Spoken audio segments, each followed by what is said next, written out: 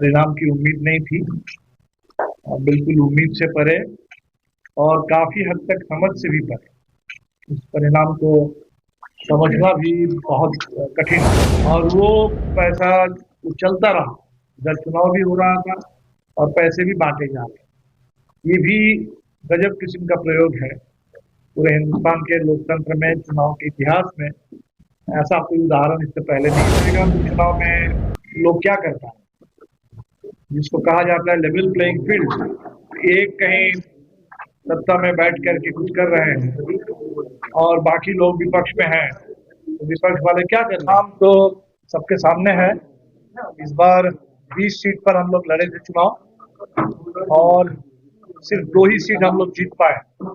पालीगंज से संदीप जी फिर से जीते हैं और काराकाट से अरुण जी फिर से जीते हैं। शेष जो 18 सीटों पर हम लोगों को हार मिली, अज्ञाओं से हमारे शिव प्रकाश जी सिर्फ 95 वोट से चुनाव हार गए। दिव्या जी यहाँ शहर में थी, दीघा, यहाँ भी हम लोग हारे हैं और शेष सभी सीटों पर हम लोगों को हार मिली। आज हम लोग पूरे जो भी हमारे चुनाव में उम्मीदवार थे, सभी साथियों के साथ अभी हम लोगों की बैठक चल रही है। तो हम लोग 18 तारीख से 24 तारीख तक एक सप्ताह हमारे सभी जीते हुए हारे हुए तमाम उम्मीदवार जनता के बीच में होंगे। 18 से 20 एक सघन जन संपर्क जन संवाद अभियान 18 से 24 सॉरी 18 से 24 एक सप्ताह का हमारा होगा। और जिन्होंने इस पूरे दौर में जिन लोगों ने भरोसा किया हमारे ऊपर, वोट किया, उनका आभार। बाकी भी जहां वोट नहीं भी मिला, उनसे भी हम लोग सुनना समझना चाहेंगे। और कुल मिलाकर के जो बिहार में परिणाम आया, इस परिणाम के बारे में भी लोग क्या सोच रहे हैं, समझ रहे हैं, इस पर भी जनता से हम लोग संवाद करेंगे।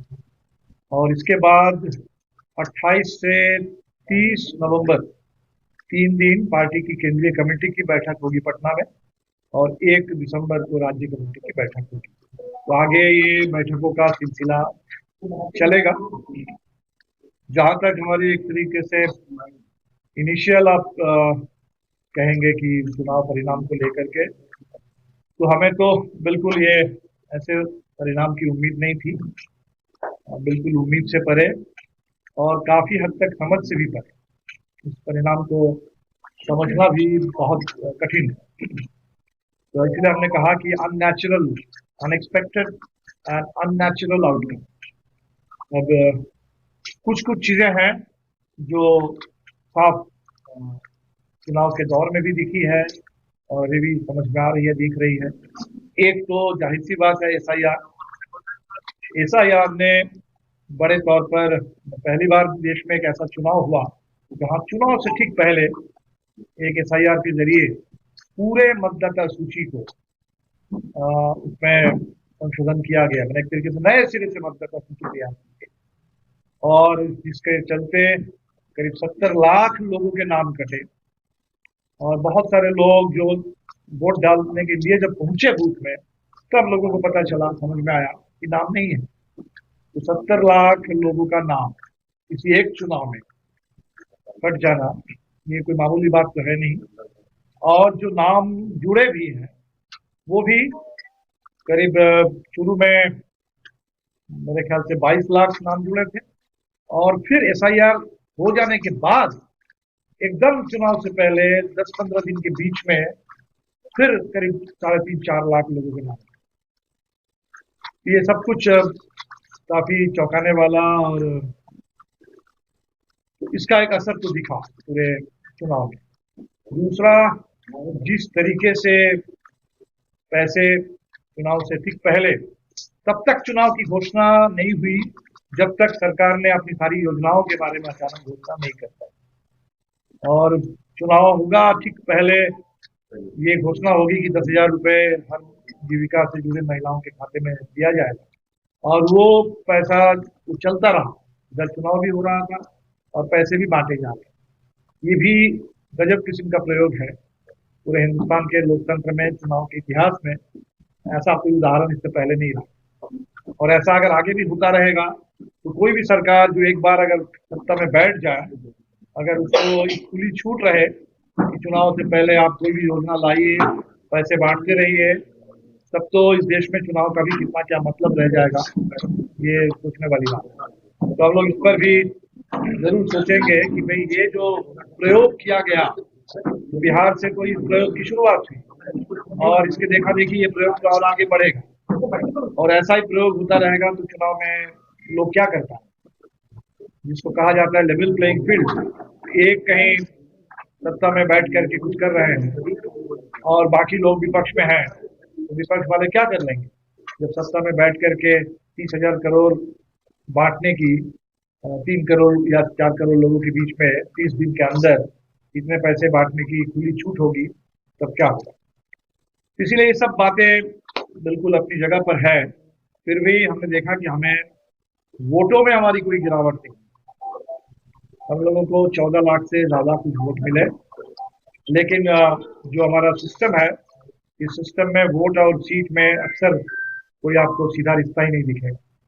तो इस जो first first the post system है, इस सिस्टम की ये विडंबना है, इसकी अपनी विसंगति है कि कभी आप कम वोट ला करके भी ज्यादा सीट जीत जाते हैं और कभी ज्यादा वोट ला करके भी आप सीट हार जाते हैं। तो ये हुआ पूरे बिहार में, सब लोग देख रहे हैं। राष्ट्रीय जनता दल के पास सबसे ज्यादा वोट शेयर है 23%, लेकिन सीटें हैं सिर्फ 25, और हमारे पास भी 3% करीब वोट है, लेकिन सीट जो है वो 10%, एक तरीके से बहुत कम सीट हमको मिली। मैंने 243 में दो, मतलब तो कितना कहेंगे, 1% से भी कम, 2.4 1% होता है। तो हमें 3% वोट है और 1% के इर्द गिर्द सीट है। ये जो वोट और सीट में कोई करस्पॉन्डेंस तो नहीं है, तो पूरे सिस्टम में ही नहीं है। जो ओवरऑल चुनाव परिणाम, हमने इसीलिए इसको अननेचुरल कहा कि जो हम लोग देख रहे थे चुनाव के दौर में भी या चुनाव से पहले, उससे कहीं ये मेल नहीं खाता। ये लगभग 2010 का जो चुनाव परिणाम था उसकी पुनरावृत्ति। फर्क इतना है कि 2010 में ये गठबंधन नहीं था जो इस बार था। इस बार राजद अलग, कांग्रेस अलग, माले अलग, हम अलग लग रहे थे, लेकिन वो जो दौर था वो नीतीश कुमार जी के उभार का दौर था, और उभार के दौर में जो 200 पार का आंकड़ा था, वो अभी बिल्कुल किसी तरह लुढ़कती हुई एक सरकार, किसी तरह संभलते हुए ऐसी एक सरकार को जाते जाते इतना बहुमत मिला, ये तो इसलिए हमने कहा कि विरोध से परे है और ये शोध का विषय, शोध का विषय है। और हम लोग भी अपने, आप लोग भी करेंगे, हम लोग भी अपने स्तर पर निश्चित तौर पर इस पर करेंगे। लेकिन एक बात जरूर है, 14 लाख लोग जिन्होंने इस पूरे दौर में वोट दिया है माले को, निश्चित तौर पर उनके प्रति आभार। और मैं समझता हूँ कि इस पूरे दौर में 14 लाख में 7 लाख महिलाओं ने भी वोट डाला होगा हमारे लिए। तो निश्चित तौर पर जहाँ 10,000 रुपए और इतने सारे पैसे, उसका इतना दबाव, SIR का इतना दबाव, ये सारे दबाव को ठुकराते हुए जिन लोगों ने माले पर भरोसा जताया, निश्चित तौर पर उनके लिए हम उनके प्रति शुक्रगुजार हैं और उनको सलाम करते हैं। पूरे इंडिया गठबंधन के साथ जो लोग खड़े रहे, उन सबके लिए हमारे सहयोगी दल, उनके तमाम कार्यकर्ता, नेता, जिन लोगों ने भी इस पूरे चुनाव अभियान में सक्रिय हिस्सा लिया, सबके लिए हमारी शुक्रिया अदा करेंगे। उन सबका आभार और जनता का भी आभार। आगे इस एबनॉर्मल मैंडेट के बाद, एबनॉर्मल मैंडेट क्या कहा जाए, आउटकम चुनाव का, इसके बाद हमें पता है कि वो सारे मुद्दे, जिन मुद्दों पर हमने चुनाव लड़ा, वो हमारे कोई अलग मुद्दे नहीं थे, वो बिहार के मुद्दे हैं, बिहार के लोगों के मुद्दे हैं। नौजवानों के रोजगार का सवाल हो, जमीन का सवाल हो, आवास का सवाल हो, शिक्षा का सवाल हो, स्वास्थ्य का सवाल हो, सुरक्षित रोजगार, सम्मानजनक जीने लायक वेतन, पूरे बिहार में बढ़े हुए दलित उत्पीड़न, महिलाओं के ऊपर होने वाली हिंसा, यहाँ अल्पसंख्यक समुदाय के ऊपर बढ़ रहे हमले, ये तमाम जो बिहार की स्थिति है, इस पर हम लोग तो आंदोलन की पार्टी है, न्याय की पार्टी है, हर अत्याचार के खिलाफ, अन्याय के खिलाफ लड़ने वाली पार्टी है। तो पार्टी बिल्कुल अपने पूरी विरासत को लेकर के हम लोग उसी दिशा में आगे बढ़ते रहेंगे। और इंडिया गठबंधन, हमें लगता है कि इस चुनाव में जरूर एक जो इस तरीके का सेटबैक मिला, तो बावजूद इसके पूरे देश की नजर थी बिहार पर। लोग काफी दुखी हैं बिहार के इस चुनाव परिणाम से, लेकिन चिंतित भी हैं और इससे सजगता भी बढ़ी है। अभी हमको लगातार तमिलनाडु से, बंगाल से लोग फोन कर रहे हैं कि भाई वहां भी तो अब एफआईआर आने वाला है, तो एफआईआर के खिलाफ हम लोग भी लड़ेंगे। और आप लोग इसे भी समझना चाहते हैं कि कैसे बिहार ने एफआईआर का मुकाबला किया। तो ये पूरा एजेंडा मेरे ख्याल से देश का एजेंडा बनते जा रहा है, बनेगा।